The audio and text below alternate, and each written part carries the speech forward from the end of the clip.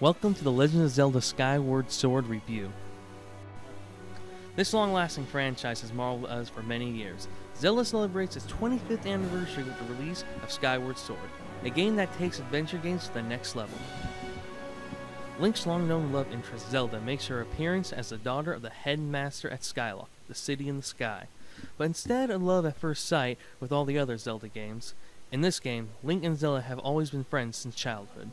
After a traditional ceremony where riders take their giant birds known as loft wings into the sky to enter knighthood, Link and his dear friend Zelda fly off together and are separated in a storm.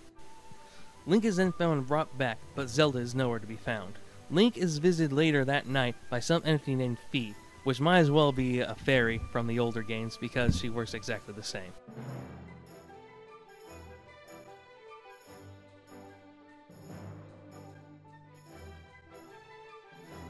She leads Link to the goddess sword and his journey in search for Zelda begins. This story is not connected to any other storyline, so you don't have to freak out about the differences.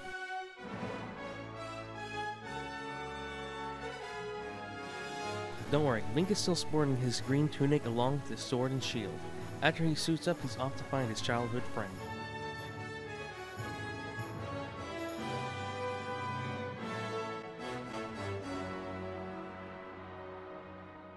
The gameplay is excellent. Sadly though, you can't really relax to play this game. Thanks to the motion control, you literally have to do everything. The sword copies your arm movements almost perfectly, and if you're being swarmed with enemies, you're gonna have to be active. So no more laying in bed or sitting on the couch.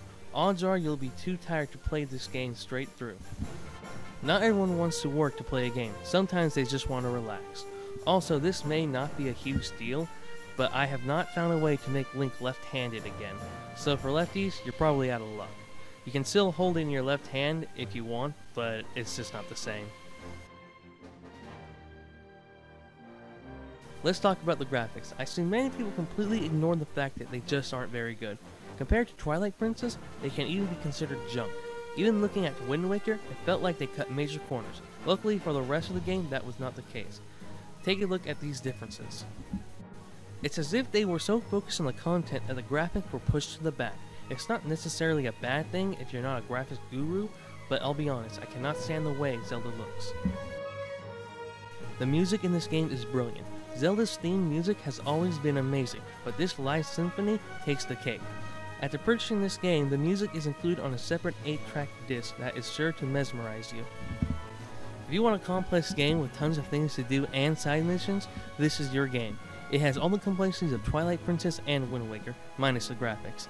This is a game I would definitely see myself playing in the future.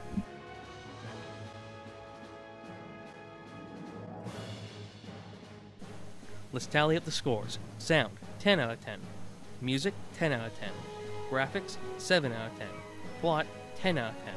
Character development, 9 out of 10. Gameplay, 10 out of 10.